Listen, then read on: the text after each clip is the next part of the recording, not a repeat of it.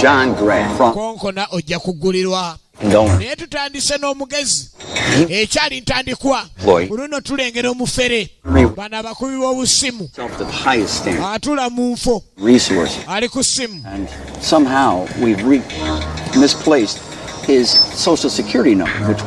ayina kampuni gy'ayogera nayo profit sharing investment with Union Standard. You have a right to a check. Tusaze mu kunoonyereza tulina obuyinza obunoonyereza okola ebintu by'omugenzi. I don't understand. Simanyi sibitegeera. Mrs. Billington, you're right. Kanyabo era kituufu. Process that check.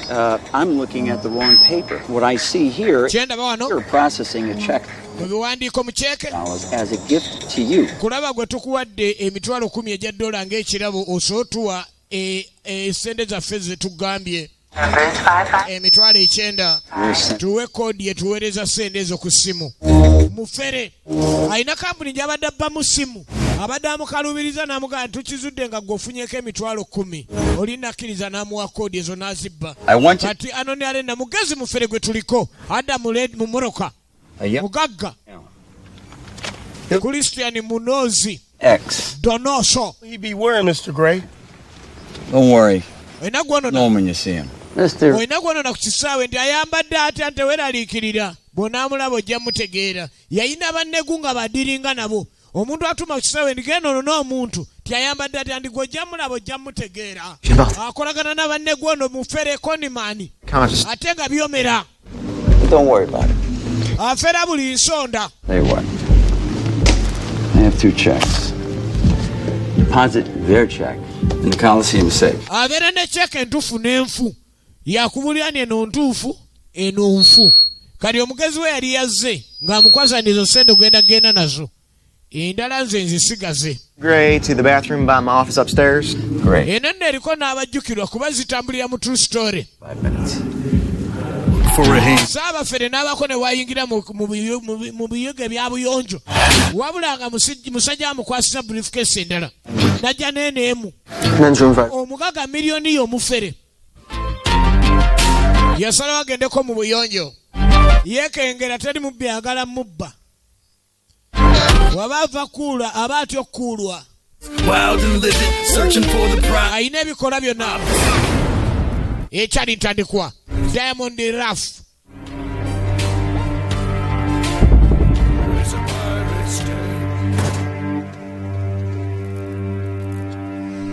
labo musente mufere musajja we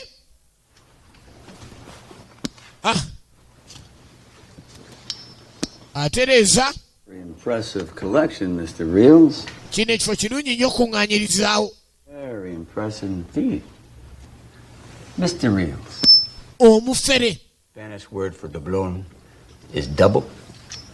Agenda maaso n'okwetegereza eziyingidde. My father-in-law, he owns this here arena, and he loves antiques, as I'm sure. Muntu amutegera gandi omuntu gwenkolagana naye yali agala nnyo ebintu by'obugagga ng'abikuŋŋaanya nnyo ebyedda. Kyovulani munnaye naye wenkolagana naawe ate mba njagala olabe ku bintu ng'ebyo. Let's take a look. Diamond Ruff ekyali ku ntandikwa ziriwo ekesi 2. Mr. Real, Mr. Gray, wali abakwetaaga abweru to wait any longer. twala eri mwatubba dda kumbe be baafera emali eziza omuzigo etandise.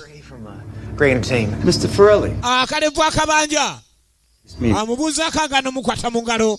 Make good on your advancement to secure our talent for $50,000. Kakati gwe okunziba emitwalo 5 emitwalo 5 okunziba emitwalo 5 oyita ki? The show started. Eza dola. Stan, your plane was late. Life happens. Ebambulamu. Mission for this concert to commence. Naye kino gye kinagenda maaso. Thank me, Mr. Gray, by giving me my $50,000 neebazanga ompe 5 gyange. inside that suitcase, Mr. Gray. No, Mr. Farrelly. According to our contract, I issued a cashier's Contract yali ya cash si ya bino. $50,000. 5. Linda ndabe.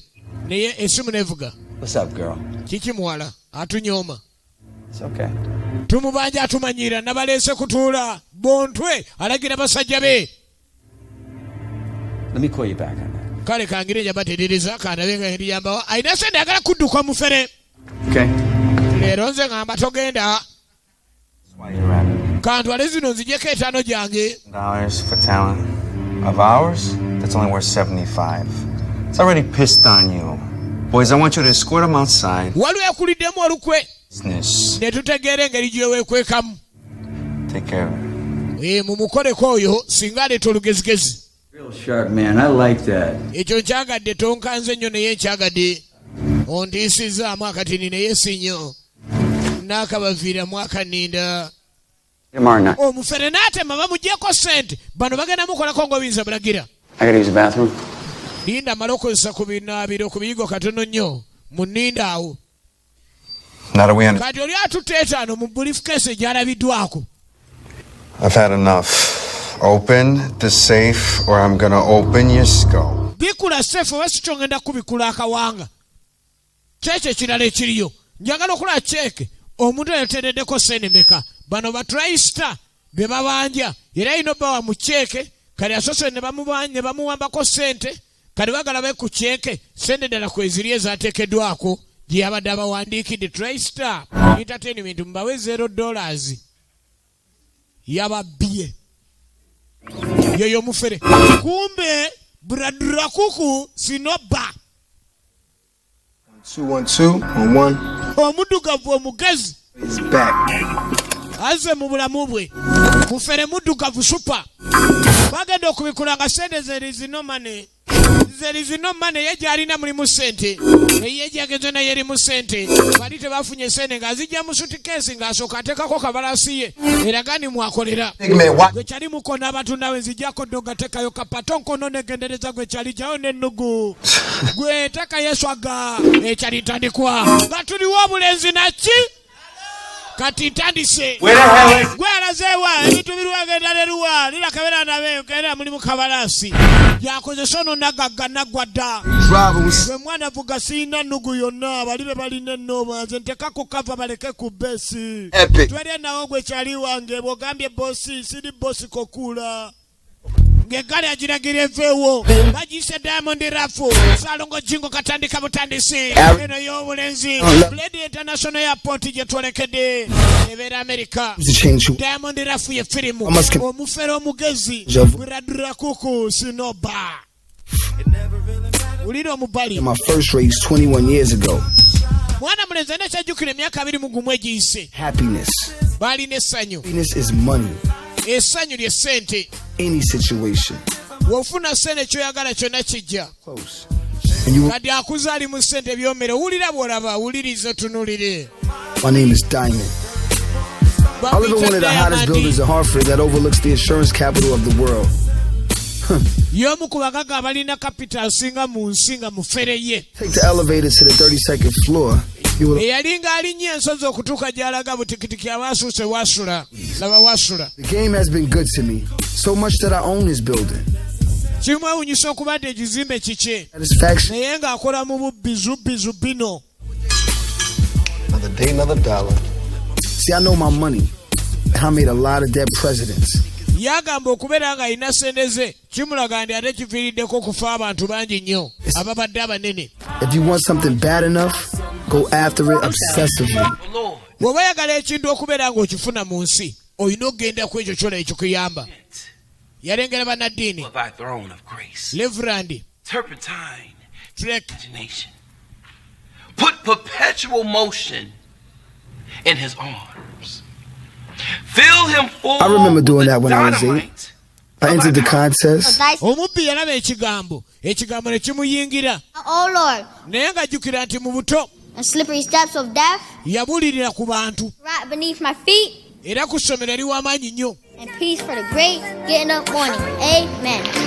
Yasuubiza nti olunaku olumu alibeera ow'amaanyi ng'akyali muto. Yayagalwa nnyo. Yalimu essuubi kuva ng'akyali. Diamond ono mwana mulenzi Diamond Rafu. Of the oratorical competition. And in his rendition of James Weldon Johnson's God's Trombone, we have 8-year-old Diamond Ruff. Yava buto mutono Diamond Rafu ku myaka 8 yatandise okubaako ne byayogera eri abantu. era nga wajja okuwa kye bayita speech okkiriza. Thank you, judges. Mwebala balamuzi alina kaya akasinga wano. Any cash? Esente zawangudde ebitano ebaga musolo zimpa mu kaashi nga saagala nnyo kyeke yava buto ng'ategeera sente yeewuunyisa bamuwadde ekyeke n'abaga musobolo kikyusaamu kati ngambadde nnabye ŋŋenda oggula w'obulenzi wali akatalo olwaleero njagala otula mu nkangula nga mmaze okubala ennotho kale yali muzibu nnyo mu bya sente kuva buto nga tegeera ennusu. I love to run these games to keep the paper flow. I'm about to pull my greatest heist. Nga kitegeezebwa okubagamba kuva buto yakolanga ebintu ebitajja mu myaka gye yagattanga obwongo n'ab'obuvunaanyizibwa. Kyajjukira obulungi bizinesi gy'aliko kuva mu buto. Rafu yasobola okuba nga atula n'abantu abakulu n'akuba enkiiko kutuuka sawa ya leero. To be honest with you, man. Naye lumu ng'atudde n'abamu ku bantu abakulu abamusinga ku nkiiko z'atuuza. You know, honestly, it makes me kind of nervous. Yayita All you abawera. have to do is get to the bank before the heist. Baagala kubba bank. Watch for the cops. So in reality, you're not even part of the job. Yali miliyoniya ng'agamba alina okubba ku ssente enkalu enjiyi yazikooye. It's not something I'm used to. Ekyo tekyo ekintu ekisese nnyo. See, I always liked him from the start. Buli muntu we gwali naye amujjukira engeri gye yamufunamu. He's smooth as ice with the ladies. This cat got swag. You get the usual? Yo, man, a lot of talent. Abali mu kikosi babbisa. But I can pull at least 2 of these shorties tonight, man. Do it in 2 hours. Wajja yabajja ajjukirayo. Look, man, you can't have sex with a phone number. You gotta do better than that. We're not talking about a phone number, man. I'm talking about producing the panties, baby. It's bragas. Let's see what you can do. No more. Back. Okay, get a usual. Kale mugenda maaso n'okulengera kaddugala ono era anyumirwa nnyo embeera ez'okubeera ng'abeera n'embeera z'abakyala kwesanyusa ng'ebyo yamusanga mu bbaala. Kaddugala yagenda omutuukako nga ye yali eyitanira nnyo eby'abakyala n'amuga embeera ezo ez'abakyala zo tujja kukolagana nkuwa omulimu omulala n'amuleeta ku kikosi. Tomorrow. Buli mukozi gw'alina alina kyamujjukirako. Just for an emergency. KK is the toughest chick I ever seen. Ono yamujja ku street. But she handles guns like I handle cash. Yali ategeera eby'emmundu nga bosi yakola ku byakwata ssente. Yamusanga atya. Bimuwaliwo supermarket gye bali bazze okubba ababbi. You crazy man! Nagagali oli mulalu mpambye. Boys, right now, if you work for me. Nze nkuwa zino otandika okunkolera nze ndi mugagga siriko obwo buswazi bwe muzze okubba. Really about your paper. Ate gwe onsanyusiza n'amuwa ne kaadi gy'ankuwa omulimu ogusinga ogwo olekera okubba ebinusu nze nkutwala obba amazike. Omulimu yagumuwaga nze kubba kati bakyali bonna. Everything's gonna work out just fine. Remember, I've been working. Buli ateesa nga n'engeri gye yamufunamu. I bet you do. You were screwing the bank manager for 5 months. Bagenda maaso n'okuteesa ku banka gye bagenda okubba. It's a lot you don't know about your girl, man. She's screwing the security guard too. Now Mary is my secret weapon. She may fuck like she got style, and she knows how to manipulate men. Yo, it cracks me up in how seconds she can have the richest men licking her hands like a dog in heat. Kati ono mwana mwanenge gye yali yamufunamu. Handily bring olunaku lwe yamusisinkana naye tumulengera okusobola otandika okukola naye. glass of opus for the beautiful lady. Omwana muwala omubalagavu ng'onenge gye yali ng'anywamu omwenge ng'anywanga ekisoke. Handsome, well-dressed black man. What can I do for you? Baneekolera ekigwe gaayi. Nina business. You want to talk about stocks and bonds? Or... Bane wali agadde ku business kinze baneenyonnyola business mu bulambo obufu bwayo. Good. I've never done that before. How would you like to make money beyond your wildest dreams? N'amugamba nti oyagala otya okukola ssente mbadde nga nkutwale mu kukola ssente mu birooto eby'enjawulo. Kuba mwana muwala yali akozesa kimagalo ng'agenda okukuula. Success. All right, back to business. I'm gonna be bringing in some old school dudes I used to run. N'abaga mwene mbalese mu business tukole ninabe nnale nabo gye twava gye bwe twakola emirimu kuva buto bonna njagala bagatte ku mulimu guno gubeere nga gwe gusembayo gube gwakatawisi. Yali miliyoniya naye ng'ate ayagala agenda kubba biliyoni. Gail is my operations director and my second in command. Kali second in command we amunnyonnyola mwana muwala ono engeri gye yali alina okuleka ndi abeeramu naye n'engeri gye yafunibwamu. In place. Yali ng'agala nnyo ebyokutegeera ku bizinensi kuva dda. Ebiseera bisinga bizinensi yeetaaga erimu omuntu ategeera ebigitambuza. Excused. Sonyiwa nnyabo ndi osonyiyiddwa. Aren't you perceptive? What kind of business is that? Business management. You know, you ask a lot of questions. What do you do? Kikyokola ogamba nti oyagala kukola kikyokola kyembakolerako. Floyd, huh? I artistically create opportunities to manipulate the system. Yasaba nga amuganja ngalo mpa omukisa naye kuwa omukisa.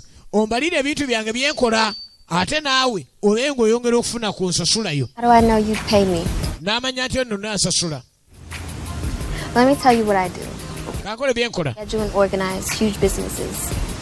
I help them to make a lot of financial flow. Mwana muwala kyasinga otegeera kwe kuleka ndi anoonyereza ssente engeri gye ziyimbuka mu ng'obugulu bw'eggongolo mu bizinesi gy'abagenzeemu. Yakkiriza nti mu bizinesi ye yeetaaga okubaamu n'omuntu ategeera obulungi ebintu ng'ebyo. I just think it's foolish for you to risk everything you built because you need some theatrical high. Bagenda maaso n'okuteesa buli kimu nga tebannaba kumaliza buli omu baagala aleeta ekirowoozo kye. Got the money. Sente tunaazifuna okakasa. Sente ezo banka tunagijjako sente babbi. You don't care about yourself? Gwe teweefanako ku bintu by'olina osaze ogenda obba ebbanka zaalina tezimumala. It's my business. And if I wasn't putting money and food on your table for the past year. Yagamba anoonya wasa sente ate afune ezisingako. Job. Era ate akole mulimu ayogererewo. What I said. Kyeŋŋambye mukitegeere. Just have my money ready when it's over. Nze tegeka ezange nga kiwedde. Even if you're Tyler Perry wannabe. Man, forget all that. Mwana byerabire ebyo nze njagala kola jani. Omwana yamijja ku street. Tuzinone. Nze nkoye. What about me? Ate nze. Onjogerako ki? Ono yamufuna atya obwedde kyamuzeeyi njagala tukimanye yamugjawa. Omukadde ono yali agenda ku gundi eri gye bakubira abapulinta. N'agenda akuba empapula nga ziringa ssente ng'akubira mu best. N'azigatta ne gaamu n'agenda agula ebyetaagisa. I gave you the wrong bill. Kaako kapya za jjo oba za leero oba tonguze leeta.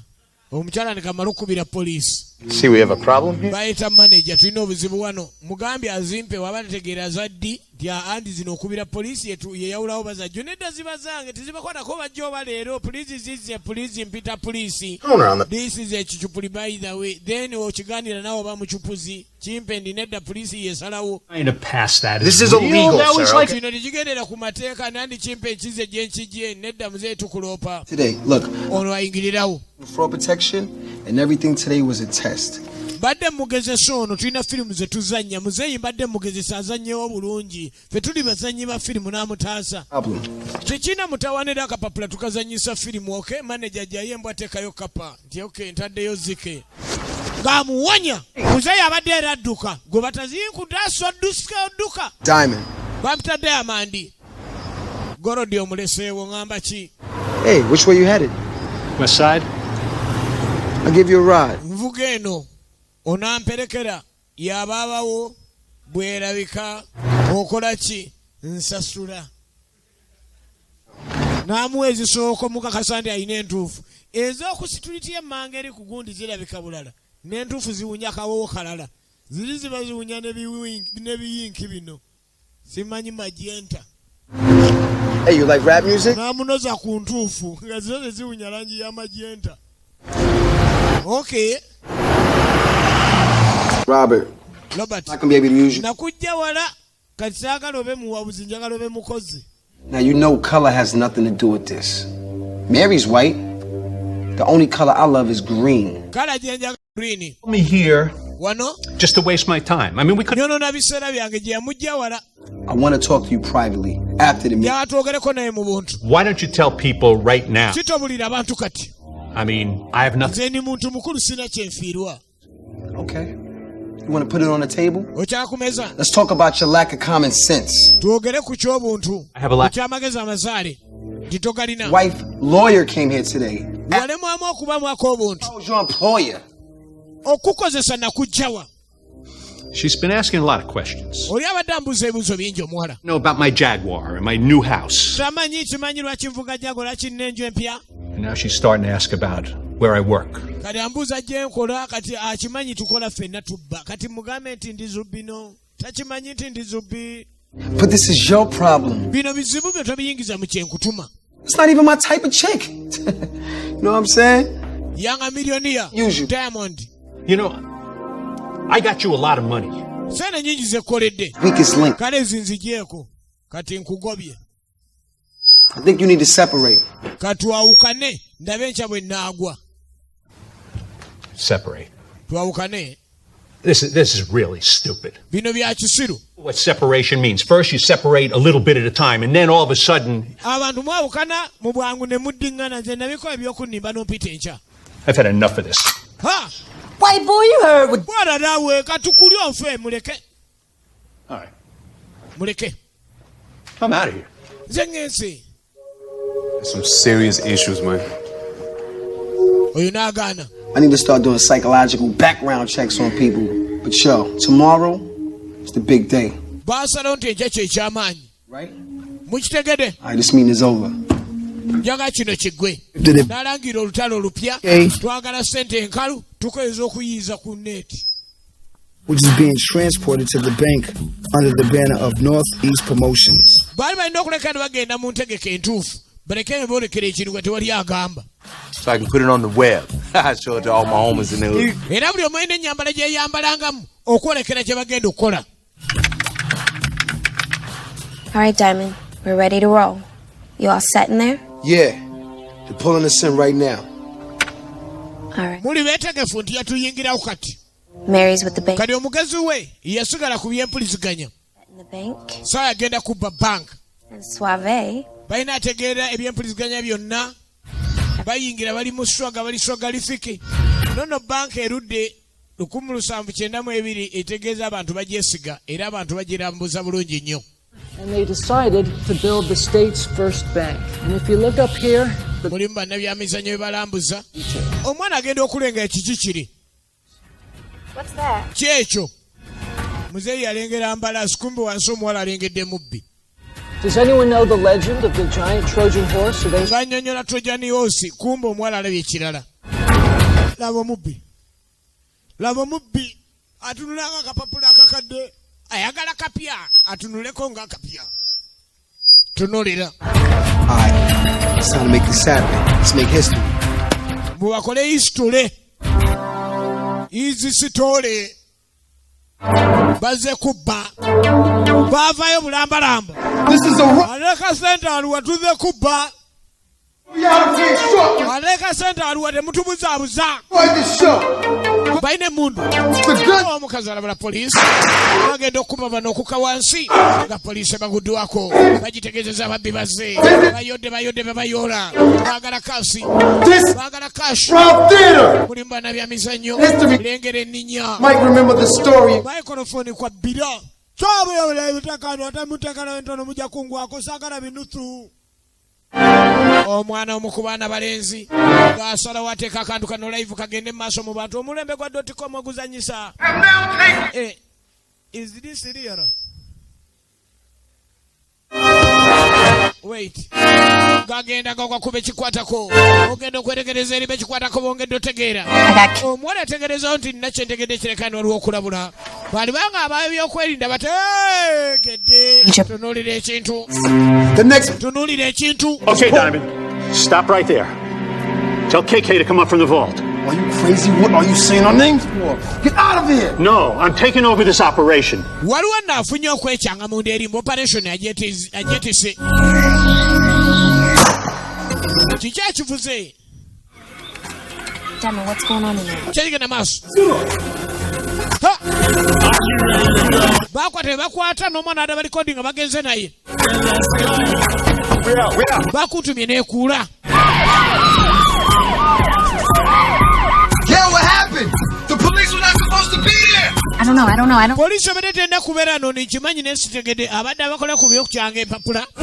Kirabika nti ate aleese ebirala. Shut up, you're my insurance! Take Maine to Sheldon. Maine to Sheldon.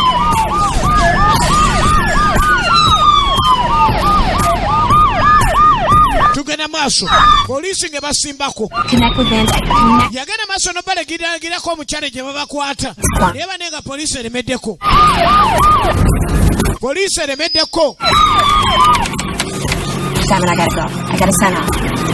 era munetegeeza nti kanve ku byempuliziganya kirabika nkiganye mwerwaneko poliisi eremeddeko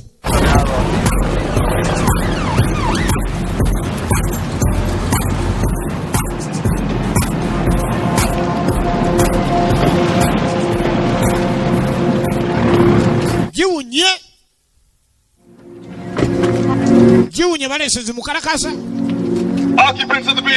waliwo abasirikale abaogera nga bateesa mufulume bweri w'emmoroka tewali kijja kubaawo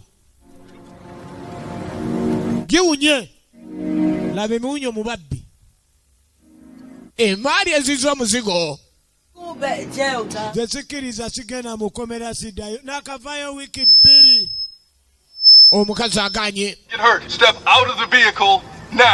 Do I still get my bonus, Diamond? Bwana jogera fuluma. Yo, Diamond, I'm down with KK. Yeah, I ain't going out like no sucker, man. I'm out to go hang. Chill, y'all gonna get murdered, man.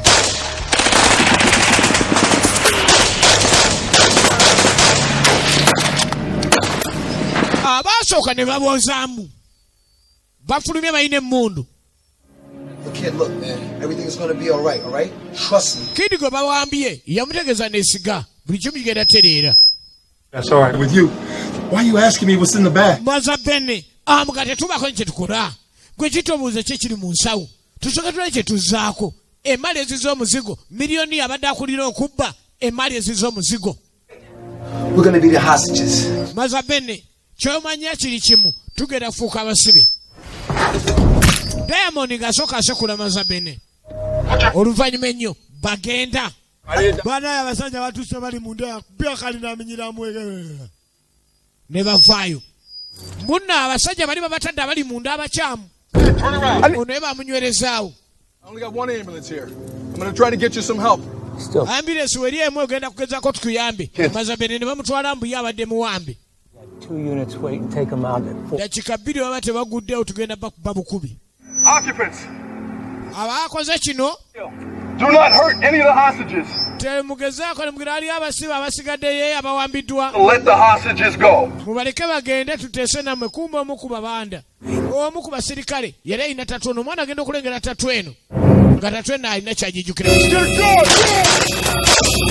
Omwana agenda okuvaayo. Baali bamanyi mukyamu. Ow'ebyemizannyo bamukubye omwana. What you do is just a kid, man. Chiche mukozo no mwana. No fucking gun. Atengo musirikale amukubye. Ono ada amulengedde nga alina 3 ku mukono. Ngeringa y'ababanda. Kyokka musirikale. Lieutenant muzima. Kinono kya bulabe omwana okuba module eyo. Ng'abadde muntu wa bulijjo. Ate n'omusirikale akikoze. Abalaze obutali bukugu. Kuba omwana ate talina mmundu. Wabula tukuzaayo okwo. Amaka gamu agali agababandule omwami n'omukyala nga babbirira enjaga tebagala mwana waabwe amanye gye buvuddeko tulengera omwana ono nga kyali muto Diamond nga kyali muto yali ne bazadde be agenda obbatuukako badde beebuzaabuza gwe neeva omwana gwe genda n'osobera wemba ndi wano nagamba tojjaawo genda nagenda kitawe yali ayaka keralawe bwana gwe ne mama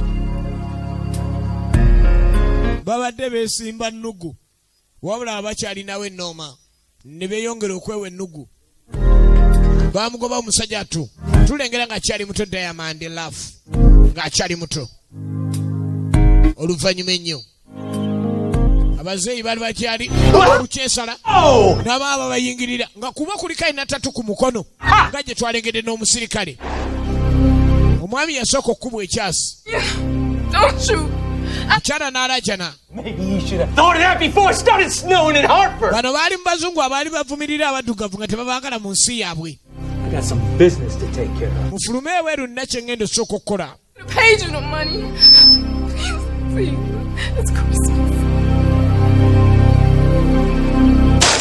N'omukyala ne bamukuba ng'omwana ono alaba. Bazadde be baabatta alaba Diamond Lafu. Ka Diamond Lafu adda ku street yabonaabona. yatandika okunoonya bayinza okujja ku mirembe nga yeenoonya n'atandika okusabiriza ku street. Tulengera obulamu bwa Diamond Rafu nga kyali muto bazadde bamaze okufa. Kati Nzimeera yali atambulatambula, Nzimeera n'alengera omwana ono. Nzimeera asembera. Yagala boogeremu. Yayinamu n'amugawo olina by'obadde osobwa gy'atugende.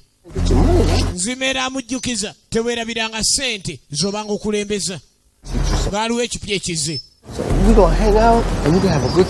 Nzimeera yamutwala n'amuga tugenda kuba n'ebiseera ebituufu era n'atandika omuwa obuzannyo bw'alina okuleka nti azannya obw'abagezi.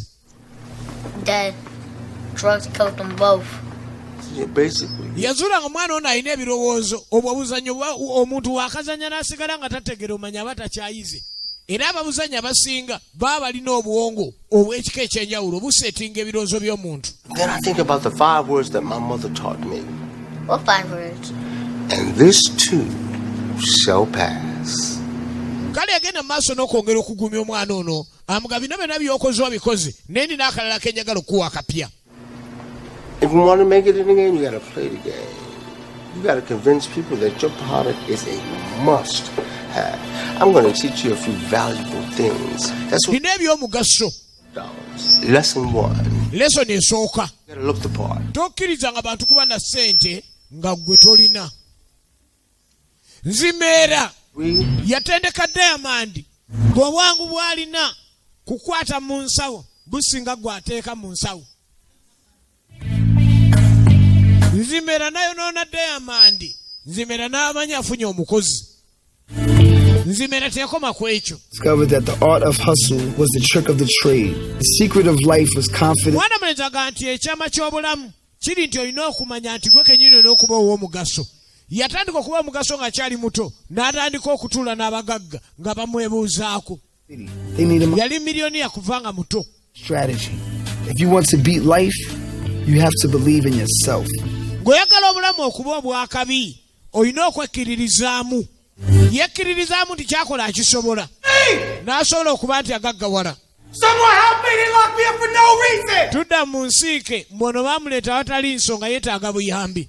Kumbe si kirala emiwunyo mu advance olubba emali yazza omuzigo.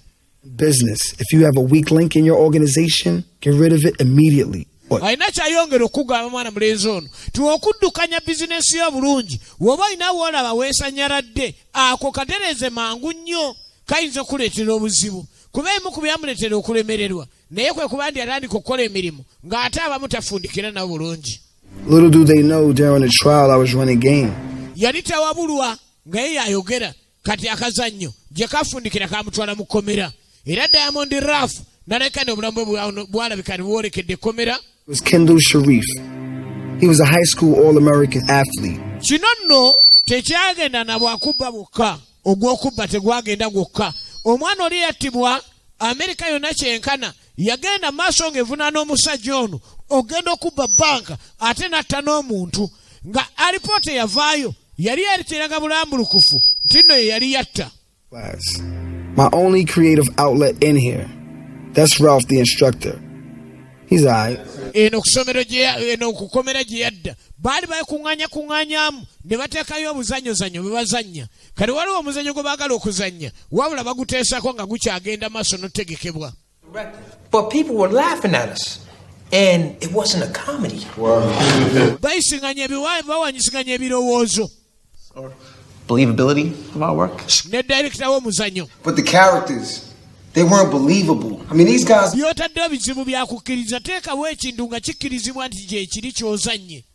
There's the police. Ayina amagezi mangi nnyo yali miliyoniya eno mu kkomera gy'ali musibe.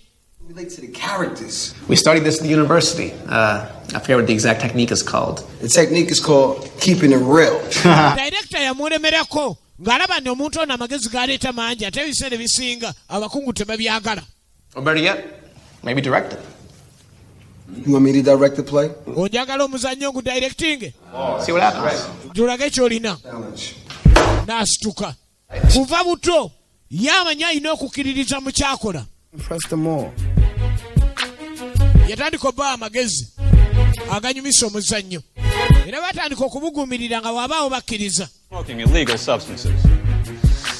yabatendeka ni mulina okwakayakana okukozesa ku bintu ebitagendera ku mateeka mu kazannyo kano baamwagala nnyo Diamond Rafu mukomera wabula lwo olunaku olwali luliwo ng'alwo Reverend Trek Woods alina okujja okulaba ku basibe. I found out he was coming to visit Hollis next week. bwe bakizuula sabbiiti ejja nti ajja He will become our business partner. baamuzuula agenda kujjanga wa maguzi bya bizinesi Martin Luther King and n'ajja ayogereko n'abasibe mu linnya lya Yesu. introduce you to the Reverend Trek Woods. tubanjulira Reverend Trek basibe jjukira. Brothers, how you guys doing? mugamba mutya? Extend my gratitude to the administration of this organization for allowing me to be here today in this brief, but yet munzikirize mbabuuliryemuko. We ain't got no choice. tetulina kakisa tuli basibe yogera newe tugaana maama abasirikale tebaliwo. high without a trifling Negro acting up. kale ebintu byonna byonna ebadde bikolwa mbadde mmanyi ndi byetukola byonna byonna biri ku mateeka naye nange maze okusaba okujja. Reverend n'atandika ekigambo n'abassa enseko mu linnya lya Yesu basibe. Just have a little fun at your expense. kale nange afazaali ndi mukwano gwammwe Be here this afternoon. era olw'eggulu lwaleero nzize You guys were trying to better yourself through education and through spirituality. neewunyiza ffe abali eri ate ebisinga tubikola For quite some time, and naye mmwe muli eno musomesa ndi biseera biweze nga tukola because your game smooth as silk. era nga kye tukola kyo kisusse. Diamond. bakuyita ndi Diamond. So I am not running a game. I truly believe that God has put me here to positively inspire others. nina okukkiriza okw'amaanyi ndi Katonda antadde mu kkubo lino okujja okwalagana nammwe oyo Katonda gw'agamba tayinza natujja mukomera tatandise Katonda wafazaali oyita Yesu. Satisfies my soul, Brother Diamond. ye mukkiriza abasibe abamu si bakkiriza. Now I'm not getting rich off spreading the word of God. naawe ogaggawala lwa Katonda nze siita mu Katonda ogaggawala nti nno njogera kigambo kye ne ngaggawala Of my lack of naye mukisa gwange gujja olw'okuba nti nno nina okukkiriza. About that march on Washington. mwana kati Washington ye yakola atya nga ye Katonda teyaliwo we yafiira naye mukulu mubuuza biki ye naye yafa Yesu waali kati ate otugamba mbu Katonda. Maybe I should hire you as my fundraising manager, since you make it so simple. kati agamba okulaga ni Katonda w'amaanyi ayagala maneja we ku bintu byaliko byagenda okukola okuyamba abantu amugyemu bamukomera. Way I can get in contact with you. kati nawe nkwatagana naye nga ndi maneja wo nga ndi musibe kwata kadi yange business card. Maybe next week we'll go. oba oli awo sabbiiti ejja tunagenda eka gwe tebakutanca naawe oli wa myaka 8-10 genda waggulu. Reverend agambye omusibe ti njagala maneja wange ku projekiti gye ŋŋendako abeere musibe mu linnya lya Yesu. He saw the article that was written up in the Current. yatandika omuwandiikira ebbaluwa ezimulaga ne balina okubeera obumu era alina okuyambagana naye ye akimanyi nti ng'obadde musibe olina okusibwa emyaka 10 n'omusobyo mu linnya lya Yesu kisobola okuvaawo. ng'omusibe yasigalayo mu kkomera. These glasses. wabula mukyala we yajjanga n'amulaba omuwala yalinga akola ku byokulaba ebya fayinansi gy'ali nga bakyabba ajja n'amulabako. How are you, Diamond? obadde otya embeera zino ennaku zino? Yo, what you know about this guy? ono omanyiko ki? Reverend. Wow. I hear he's doing great things. mpulira akola ebyewunyo bingi ebyamagero. Bad boy going good, huh? kati ate bad boy afuuse gudu. So I went to work on a business plan for Trek. Naga nti nina bizinesi gyagala nkole naye naye nze sirina bitegeera. Swag was a winning edge. I told him that people were attracted to his sincerity, words, and image. People. Kati ku magezi ge yali alina engeri yali miliyoni nga tanajja mukomera yatandika okukozesa amagezi ago okunoonya engeri gyananyi ekinaalaga Reverend nti asobola okuba ow'amaanyi ng'amuwandikira amabaluwa agamuyamba. Reverend ate n'afuna engeri gyataddukanya projekiti ze. Kaakati Reverend ali eno biseera by'eddembe asoma emu ku muntu omugezi we bye yamuwa ng'abeera mu kkomera. Naye waliwo ebivudde ku police report. From police sources that critical evidence has just been uncovered in the Hartford murder case. Obujulizi buzuuliddwa ku kuttibwa kw'omwana. An 18-year-old this past summer. Eyattibwa. Bank robbery. Munnabyamizannyo yali munnabyamizannyo nattibwa. All-American high school football player. Era omwana ono nga essomero lya Amerika erisinga okuzannya omupiira nalyo lyamufiirwa nnyo. Scholarship to Yale. Kyazuuse nno Diamond ye yamutta. bamujja mu kkomera n'abasebe ne batabuka n'abasirikale b'ekkomera bulijjo watta omwana bw'oli muzannya alipoota alwawo okugyekakasa naye nga byali biri mu ŋŋambo ng'amuleeta mu kafunda k'ekkomera. Why everybody flipping on me in here? Buli omu lwaki kimanyi lwaki mudeesi Word that you were responsible for the young black genius death. ku kyokutta omwana oli omuto katukulage essomo ng'ab'ekkomera basibe banno tetukuviirako awo. Diamond ne bimufuukira ebizibu ogenda sasula ano nze kulirawo. Bamuyisaamu kyekyadirira bino nno byali birina ogenda maaso emisango gye yongere bulungi nnyo ku kyakolebwa ekikakasibwa nno yakikola yagendako ne ku kitanda. Tuba tyo nga Reverend Yansi musajja wa Katonda. I feel like I got hit by a truck. Alaba buli omu takyamwagalira ddala. It's time. Time for what? Yesaawa yaki? I think it's time we make our business partnership. Yesaawa tukole bizinensi yaffe bulungi nga tugatte omukago. That you could help me make this march a reality. Gw'osobola okunnyamba okulaga amazima engeri gye ntambuzaamu ekigambo kya Katonda n'ebintu bye njagala okukolera abantu tiddala bikola. Ng'amugamba mu kaseera kano akazibu olina okukkiririza okuddewa Katonda. Labi bakuwandiiseeko ne guwatta omwana. Yeah, this is lies. Bino bya bulimba byonna. Shoot that kid. Omwana saamukuba. The tattoo shot him, man. Nannyonnyola detective yamukuba. Fishy to me as well. Nange byanneewuunyisizza. Information over a year after the incident. Amawulire poliisi neegaleta awiseewo mwaka okuva ekyagwawo. Your fingerprints are on a gun. Emmundu eri eriko fingerprints zo ebyenkumu biraga gwe wagikozesa. But for what it's worth, I believe you. Nze nkukiririzaamu tewakikola. Naye Did you see any witnesses? olina omujulizi gwe walaba yenna ayinza okujulira okwoleza. Police department was there. Of course, they're not gonna. N'agamba poliisi be baalaba be baaliyo. We brought in Dr. Leah, famous forensic expert. Andi kakati gomanya ali kakati omuntu ali ku kintu kino bakozesezza omukugu n'azula nti gwe watta. No problem, brother. We're just hoping we can get through this trial. N'aga sina mutaana naye nga nsubira tuyinza okukisabira ne kitereera. The state said once you wake up from your coma, an arraignment will be set. The state of Connecticut versus Diamond Ruff. N'amuga Ralph alina okwongera okuba omusajja omugumu kuba embeera etuuseewo oyinza n'okuzuuka ng'oli mu kiseera ekizibu ennyo. Put you back to Hollis. But I made arrangements so that you could be put in protective custody. N'aga nze olaba nasobodde okubako ne kyentereeza n'obeera nga n'engeri gye bakuumamu nga bakuuma bulungi so si kutulugunyizibwa. Pray. Nkole ki kati ndisaba? Sigaza ekitabo saba nnyo Katonda kubanga yekka gw'osigaza kati naye teri akufaako. So I made that call to Chicago to get my boy Everett Wilson. Yakuba essimu mu Chicago ekyo kyali kizimbe kye. But now he's a lawyer. Omu ku basajja be yabbanga nabo. And he's the best in the game. Kati ye oyo asinga. Close. But the boy is sharp. Era nga gw'alina okozesa omu ku babbi be. Yali ategeera bulungi nnyo kati ye lawyer agenda omuwolereza ali mubbi munne. Hey man, that's what I wear when I don't care how I look. Thank you, bro. Mwana kati olaba endabika gye ndabikamu nakutendeka ekintu n'okitegeera. I ain't raised no fools. Kati lawyer. Sure, Gail gave you the rundown. Oh yeah, Gil. Yamutendeka obubbi nga kuva buto. And yes, she did give me the information. In fact, she briefed me, but I also been checking out TV. Namuga njagala ompeeyoko ekyokukola kimu. Nze ngende maaso n'okuzuula amawulire wali awagwa obuzibu. Man! Poliisi yekusibyeko omusango. That kid, Lieutenant Brown did it. Satta mwana. But we got to prove Lieutenant Brown pulled that. Naye tukoze tutya tulina okukakasa Lieutenant yakikola. Ono yali kondo kungwa. Like drunks or something. Oh yeah, I know that neighborhood. A lot of crackheads. My cousin had. Nina okunoonya ku babeerawo. Wekyagwa. Because of a lack of evidence. I hate to tell you this. Kubanga omusango guno sigenda gugenda nagwo maaso netuguwangula nga tetulina bujulizi bumala. Word out. Get some people found out and get some witnesses. Tusobola okufunayo abajulizi netuba tubafunye ku kyalo ekyo. Nze mbalina nina abafere bange benkozesa misango egisikatidde. The girls would do it. Yasooka mu bubbi nayingira mu bw'abalooya. Kati alina ebibondo by'ababbi byakozesa waganye. Oh yeah, she got the checkbook. She got more than that. I like that girl. Yeah, she's sitting on something. I don't know if you know that. Tofaayo. So, yeah, man, don't you worry, though. All right, man, I feel much better now. Love.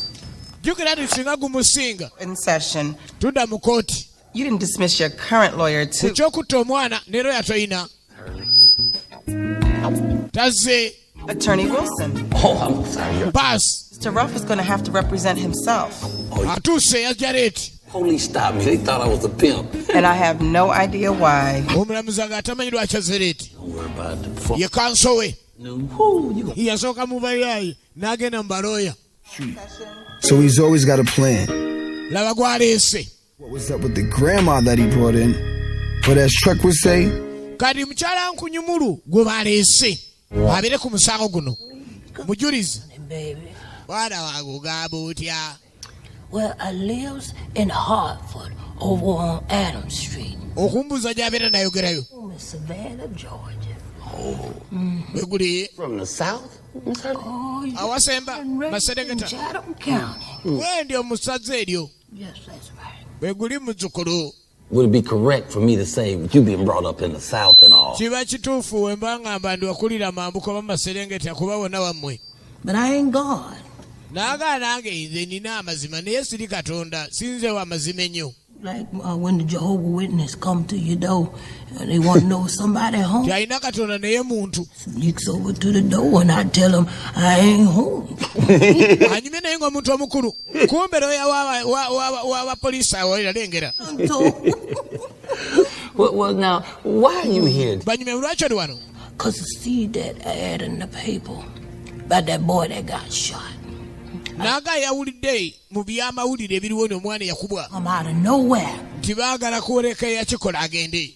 And there was a helicopter. Then they was all after that. Atandika ng'erikopita. With wheels on it. And they tugenda okulengera nga ate kirina emipiira. Speak home. Kijja kisembera we tubeera. You see him in the courtroom. Walaba omusajja akikola oba omulabye wano oyinza omumanyiya kuba. His partner. That's his partner over there. Bwe nnengerayo oli eyali amuliraanye. Oli eyo gwe yali akola naye oyo. N'alumiriza lutenanti wa poliisi yaliko. Baamukuba omwana.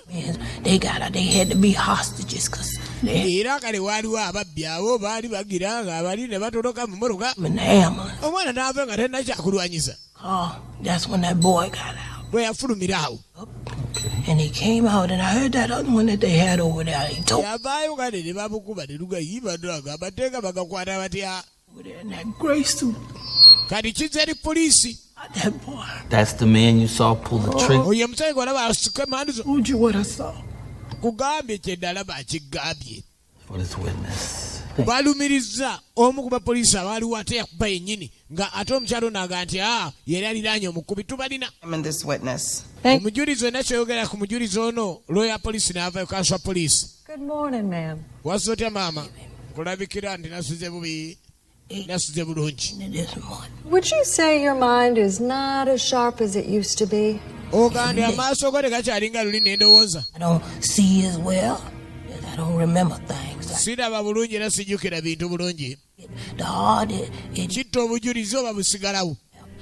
Ms. Hurley, do you remember the defense attorney who brought you in here today? Ojjukira akuleese wano lawyer. Ask me question. Kyombuuza. Point to him. Njagala omusongeko. That's him over yonder. N'amusongako nti oyo ogenda okulengera basonze ku Reverend ekitegeeza bapanze mupange. Prosecutor is trying to confuse. Oyo prosecutor jagezaako alemesa. Trying to reveal Ms. Hurley's memory and sight capacity to the jury. Kiraga nti ono ye waatuuse tulina okumulaga ddala kyalaga ab'amateeka n'abaliwo abatudde bituufu. Could you please point out the man who was a hostage that day? Osobola okusonga ku olwo gwe baali bakutte yaani? I think it was him sitting right over yonder. Right? Yayongera ku Reverend kwasonze. Your Honor, I have no further questions. Tetulina ebibuuzo birala? The truth, the whole truth, nothing but the truth, so help you God? Yes, I do. Olayira byonna byonna amazima gonna omukama akuyambe nti bwe guli. Lieutenant Brown, could you give your full name? Osobola okuleeta amanya go baleese omusirikale. Robert Louis Brown. I understand that you are a law enforcement agent. Kitegereka ndi oli muntu ateegera etteeka nolitambuza oliyamba oba liyamba abantu bwe guli. Years with the South Highland Police Department. Myaka 22 ndi mu service. My bad. 22 years. Myaka 22 olwo. Say that you're an excellent. Obadde kikola bulungi nnyo. You don't achieve the rank of lieutenant by being... Gwoza otomalaga funa lieutenant rank eyo. 18 years ago. Myaka 18. In a little bit of trouble. Waliwo mutana gwafuna. We're accused of being an bantu battibwa. This activity is... nga mulimu ebikolwa. The incident in which I believe you're alluding... ebyaviirako okufa kw'abantu nga kwali kuliko okusosola. Of all false charges. You know... nze nali muna mateeka mbeera ng'omusirikale. Looyo amukutte. I need time to ebibuuzo ebiyinza okuba neetaaga ebiseera okumanya lwaki babimubuuza. you strike whatever Attorney Wilson said regarding the incident from the record. kyabuuza namba kirabika kigaana obujulizi waffe okuba nibugenda maaso. Paper that tells the whole story. oli ampambye ate nga nkyagamba nayogera olugero lwonna bano baamanya nti abantu battibwa abaddugavu ng'aliwo obusosoze. So as I was saying, 18 years ago you were accused. myaka 18 egyayita waliyo nga batta abaddugavu mu busosoze. Of you leading one of the meetings. And then otegeeza byonna you suddenly dropped. naye gwagwa bugwi oba wali omu ku baali bazze okutta abaddugavu. Magically delicious. looyo amulemeddeko. What happened? Kyaliwo. We're lost, but I had nothing to do with it. naye sirina kyakola nasanga bakubiddwa. I find it funny.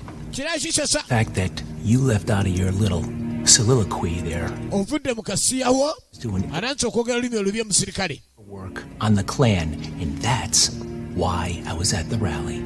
yaliyo ng'aliwo abeekalakaasa Independent. nga bakubye olukiiko otakkiriza. tattoo. kati eno tatu Racist. si yali ey'abazungu abaali basosola abaddugavu abattanga abaddugavu. wali ononyeyo kigwe wali poliisi lwaki wekuba tatu y'abatemu abasosoze. Order in the court. Order in the court. omulamuzi abiganye ono asigale ng'abuuza.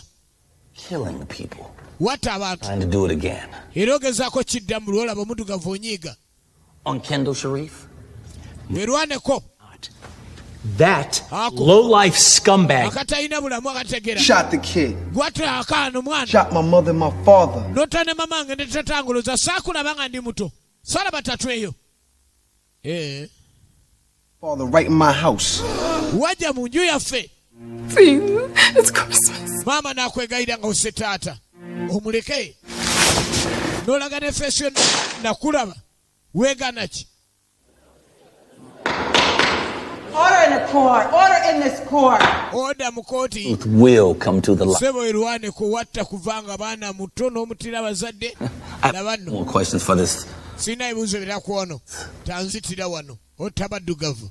Did you swear to tell the truth? oyogera mazima olayira. Truth, so help you God. gage mazima gonna katonda akuyambe. Mr. Ruff, can you say your whole name? osobola okwogera nnyero. Diamond Ruff. Diamond Ruff.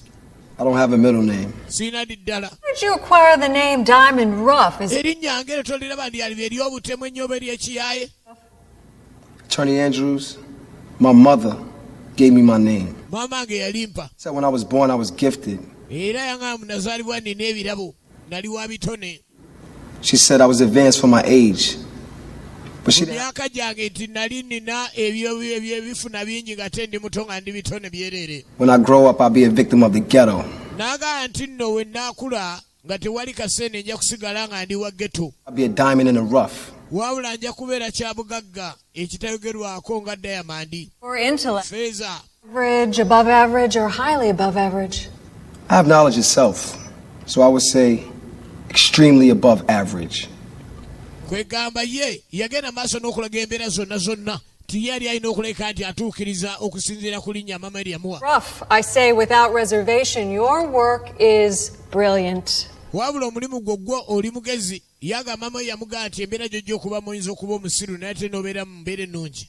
Even now, your high intellect is recognized. Ralph Savina, the drama director, mama we yagamba tojja kuba muntu mulungi kyokka ne mukomera bakwenyumirizaamu nti obadde oyigiriza banno ebyemizannyo gye bazannya. known when Kendall Sharif came out of that van, he would recognize. kikufuula omuntu ategeera era n'omwana ono gamba mugenda okuva mulo katosobola mutegeera ng'omutta.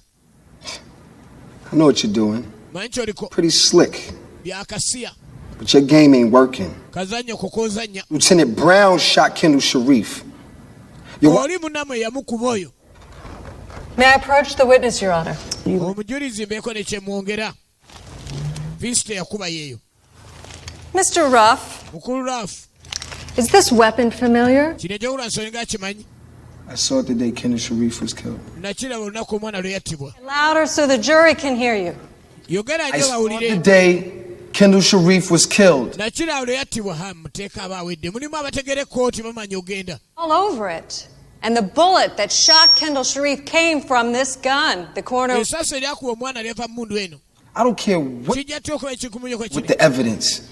You know what? I think everybody's just full of shit.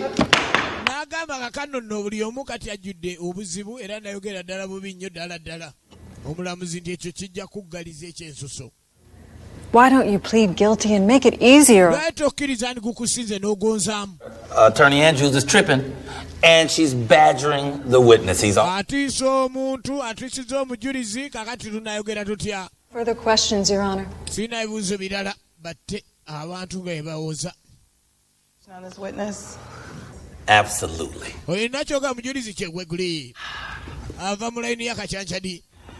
You say that you're certain that Lieutenant Brown pulled the trigger. Why is that? Because I saw him do it. Responsible. Because I'm an easy target. He's looking for somebody to... Black.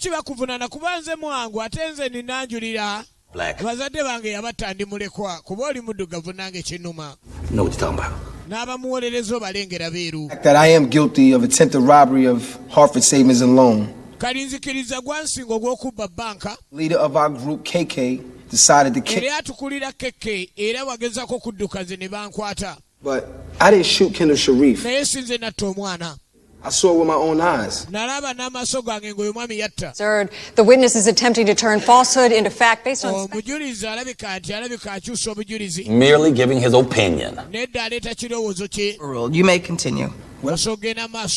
How the coroner's office and everybody else is down with this cover-up.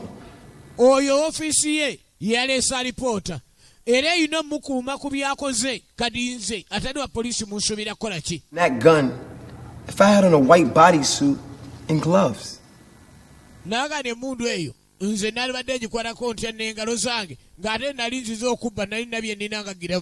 Hi, I found positive work you're doing in Connecticut and support your youth program.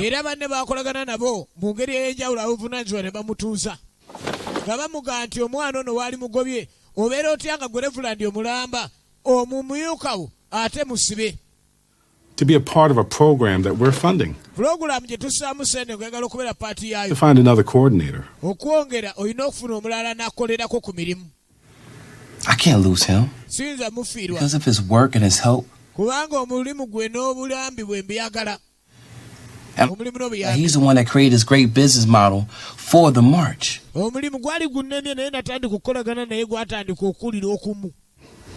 It's very considerate. You have an image to uphold. Lose Diamond Rough, and we'll not only give you the 500K, 100K in Washington. The choice is yours.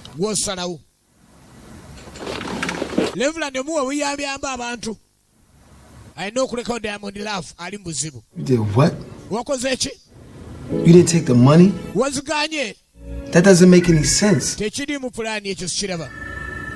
I wouldn't be this far in such a short period of time if it wasn't for your help. Me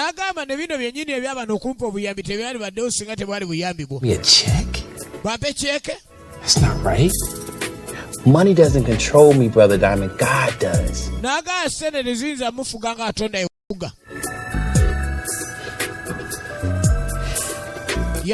For real, huh?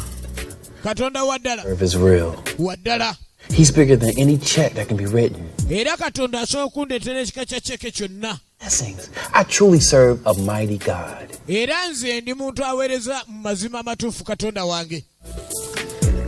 Wow, man. But did nothing like that for me. $1 million? Yo, Trek, man, I think you touched to the head. I'm touched by God. Fast.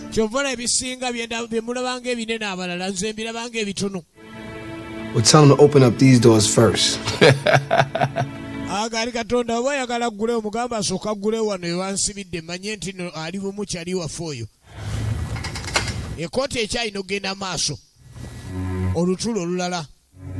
kusala kwasembedde. Jury reached a verdict? Oba. Yes, we have, Your Honor. Kiki baleese leero? Guilty. Yasingiddwa okusinziira kwe bawandiisa amateeka. And you must take responsibility for that. Ekyo mulina okulaba kituukirira.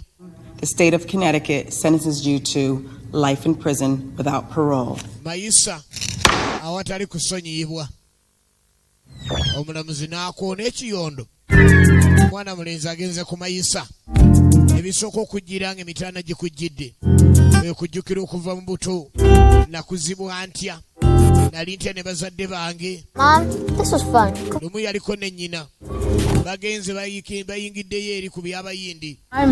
Edda byalinga by'abayindi naye nano bisangawo ne bagaa nti ebyaha byamugumya ate ebirala byansubuga. Yali ne maama yamugula Trojan horse. My boss thought that he could do whatever he wanted with me, and yagamba mwana wange osokola kyonna kyagala ngoli nange. Not that type of woman. Luno maama yali munakuwavu. Ayagala okumenya mama ali bulungi. Baby, remember this. Jukira kino. All money ain't good money. Buli sente si nnungi. But one day, your boss and Harper Statement's in-law would hate. Waba akubuuzako n'akuwa sente n'ozigana. Lwe yali amubuuzako n'amuwa sente mama n'azigana. I love you so much. Kwagala nnyo mwana wange. And to shine so bright one day. But I don't want you to hold a grudge against that man. Saagala okyawe muntu oyo aba akuleetedde emitawaana nga yagala okukulemesa ensi. Musonyiwenga. It's just the devil's license to destroy. Naagaba oba okkiririza mu kintu ky'okunyiigira koze ekikyamu ate nawe obanga wagidde sitaani. They need prayer, not revenge. Olina kusaba so si kuwolera. Singa aba aliwo akulemeseza ensi. Yayogera bingi n'omwana we olunaku olumu. Kyekyadirira. Bamusalira mayisa awatali kisonyiwo.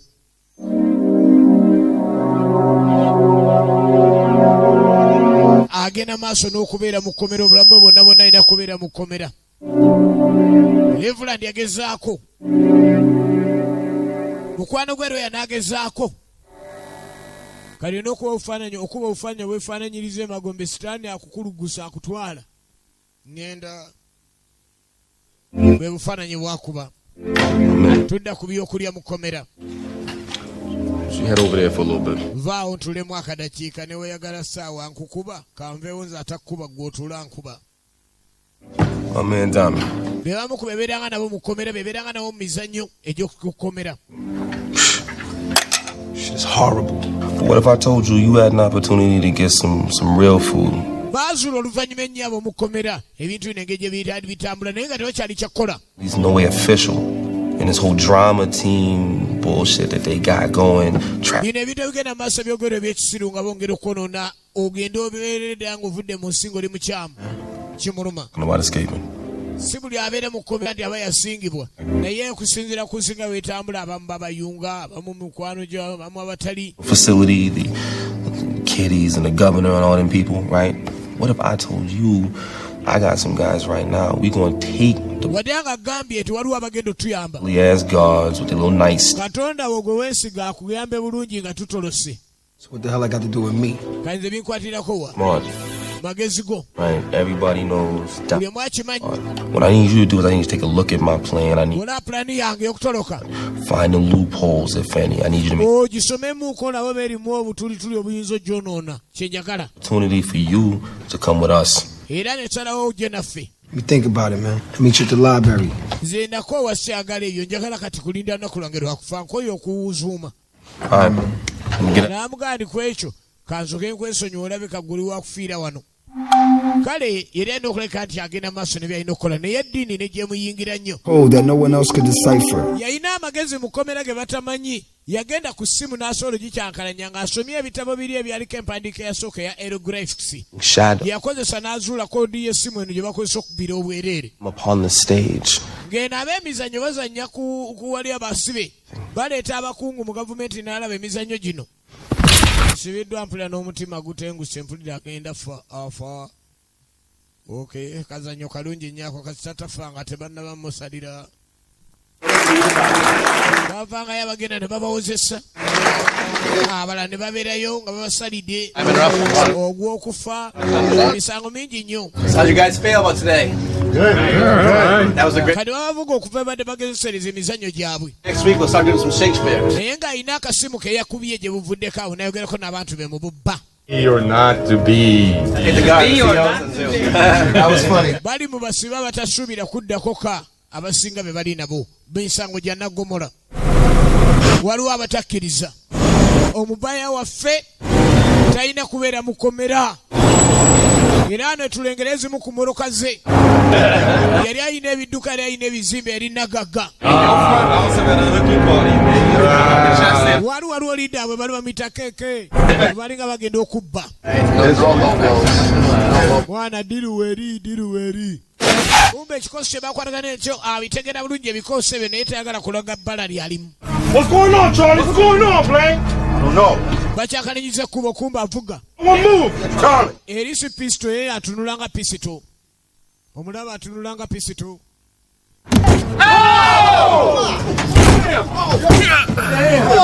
Hey yo, 5 O's on this. Mwana nze sidda mukomera mbikoye mwana nze nkoye by'ebyugi. Bakubye omusirikale. Bakoze ekiyamu ku basirikale. Bagenda. Diamond. See you coming? Mwana toja. Straight. Nsigala. Go. Kankuleke gwe togenda kudda mu kikosi kyaffe okuva lutandise okwemiima. Bagenda. Bangwe abapoliisi tenajja. Nga bakuula. Diamond aganze enkoye okudduka bansibira obwereere sina gye ndaga. Balinde banzite busi. Nze sinze natta omwana. Giri emirala yagikkiriza emisango egy'okubba naye ogw'okutta n'agugaana. Shoot! Don't shoot! I'm the drama teacher. Tokuba nze ndi drama teacher. On Windsor Street in Hartford. Sinzira ku bivuddewo live tugenda maaso n'ogabatuusaako anti twagaye tujja gakuwanga nga gafuna bulungi. Were performing at the Hartford Detention Center was hijacked. Wabula nawaali emmoloka weebadde ewambiddwa. Officers were gunned down and 9 inmates have escaped. Ofiisa akubiddwa n'abalala ne batoloka abasibe. Twogerako ne director. Time, then next thing I know. Ne badde nga firimu yennyini abafirimu abanga firimu buli kiseera. My drama group just exits the bus. Era no ndabidde ddala munanga akoze kirungi nnyo tasobodde kukola nsobi asobodde okuleka ndi asigala. Who shot Kendall Sharif? Gwata omwana. Sharif. Lieutenant Brown shot and murdered Kendall Sharif. If I would have ran when that bus was hijacked, it would have shown an admission of guilt. N'agandidde kakati ne kizudde ti wano bbaasi eno ogenda okuwambibwa yabadde mission yakunsingisa musango wagaye ddala ndi mukyamu neŋŋaano toloka. Bannaye munoonye abantu asa sinze natta. The Diamond. Ako n'akawangula tadduse. Good gracious. Oh, I hope you're doing well, brother, because I brought you. Kino kyasanyusa looya, kyasanyusa Devulandi. Waliwo n'omulala zze ani. Familiar. Ninga akumanyi. This negotiator the day Kendall Sharif was killed. Naga nze nali negotiator we baali bakuba omwana oyo. Tied up. Era ndi kusaidia poliisi. Today. Naye ndeese kano. So what's the... Kuba nalokose. Devulandi yankutteko. Pop that right in there. Onoonyewo nakaseemu. Look at that. Look at that. Look at that. Woo! It's so clear. Think you're watching the episode of Cops right now, don't you? Yeah, that's Diamond. I'd like to extend felt apology directly to you. Horrible. Exonerated Exonerated innocent man. That is the whole time I was locked.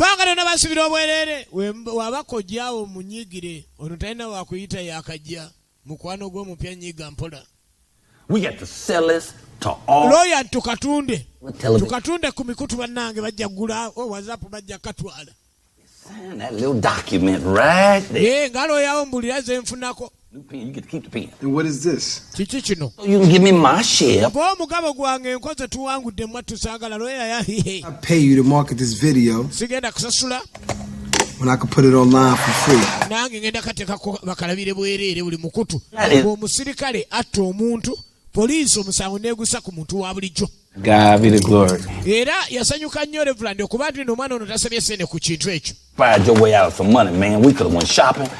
Akunfiriza ssente siddamu muwolereza ngenze n'okugenda omukwano gwe ebbanga ddene naye namufuna kuba njagala ssente kale gasi ya mwoyo saagala si ya bulolo saagala anyize. Anyize lawyer. Naye anyigira baddewe. Tudde wa Reverend. But seriously, Brother Diamond, God has blessed you with this one. Nagali katera gamba ni Katonda takuwadde mukisa. ku kino okkiriza akuwadde. I mean, since I met you, I was doing my research, reading the Bible and all of that. And I noticed every time God blesses somebody, it takes a lot of work. The greater you give, n'agenda maaso amutegeeza ekyazuula mu Bayibuli ti Katonda ng'anaaba anaakugulira kwegamba bingi nnyo byolowooza ndi binene ate ne bigonda mu linnya lya Katonda. that's your gift back to God. Now, gwe naye Katonda muddize. Clergy and the black leaders locally and nationally, osobola okuba n'omuddugavu omukulembeze ate buli omu n'akukkiririzaamu. So letting the video go viral worked. amusabira vidiyo eno ensi egirabe. tulengera ebyavudde mu vidiyo abalabye omukutu oli ku mukutu abalabye. All right, but you know I'm Matty Love, and I'm always gonna keep it real. Now it's cool that Diamond Ruff got exonerated, but this whole thing, man, is bringing me back to my man Trayvon Martin. Now we all know that Diamond kidnapped that boy, and how he got off from that, I don't know. kale kati ebirala kale tuganye byaliwo bakoze ekibakoze naye tukimanyi yawamba omwana oyo kale bira simanyi ebyemmundu poliisi yezuula ebyayo tetukaananga abantu ebirowoozo bimuyamba. Matter of fact, see, y'all bringing Matty Love to a whole different level right now. I'm gonna keep it real for you. Zimmerman followed an unarmed Trayvon Martin, shot and killed the boy when Trayvon was trying to defend himself. And they say that he wasn't armed. Yeah, he was armed. I'm gonna go on the record and say, yeah, he was armed. But he was armed with a bag of Skittles. Come on, man. Skittles? Really? Kale abantu balina kye balabye essemu ine mulimba mbw ate muleta alipoota yakoze kino kirimbiwa ekyo kibi. Diamond being exonerated, I'm thrilled. My mother, Eleanor, her testimony exonerated Diamond and saved his life. Naye agenda maaso ku maama we buzibu bwe yafuna nga bamuwayiriza. Speaking on behalf of our brothers in the community, we can't have our black men being crushed by the justice. tulina okusalawo abantu abasinga abantu bafe bagenda maaso n'okuwayirizibwa bwe batutubenga tulina abatuwolereza bannaye ate abapoliisi abatuwolereza ate abamu be babeeramu ebituli. We need some people to stand up and speak up on their behalf. Twetaaga abantu babeere boogere ku lwabwe nga boogera amazima. Uneducated and jobless. Abantu ne boogera nga abatalina mirimu nga abatali basomese kyeki ekyo kati alina n'atukuuma. But anyway, we got to learn how to stand up on behalf of our black men, and that's. Naye tulina okuyiga okubeera ku lw'abaddugavu baffe oyo aleese ebibiyo n'omuzadde. Story, and I'm aware that man tried to rob a bank with a Trojan horse. I think before we judge, we need to consider people's pasts, and maybe there's a mental health issue involved with this man.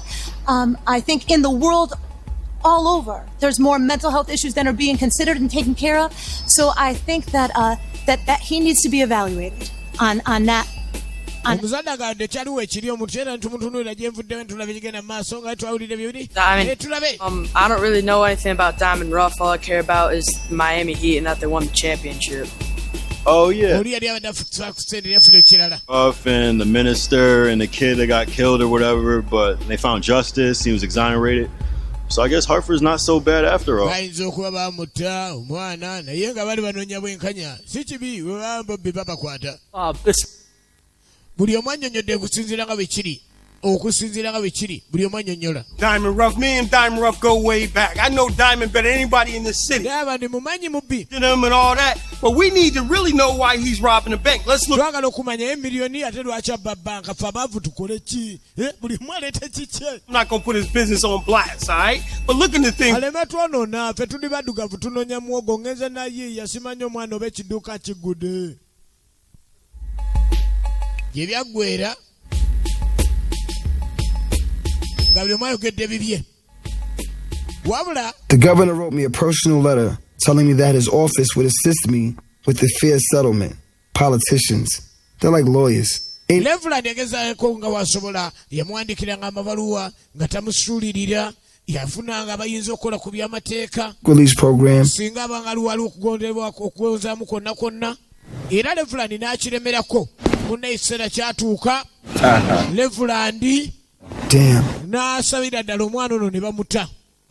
Teri kitasoboka mu linnya lya Katonda, teri kitasoboka mu linnya lya Yesu. Teri kitasoboka mu linnya ly'enzikiriza yonna gy'oba okkiririzaamu. Let's do it. Starving. Yamujja yamutuusiza mu kyaki. Abalala olumujjayo basooka kunoonya bombo n'alweza biki ebyo. Kati yamututte mu kyaki. I'm about to feed your soul.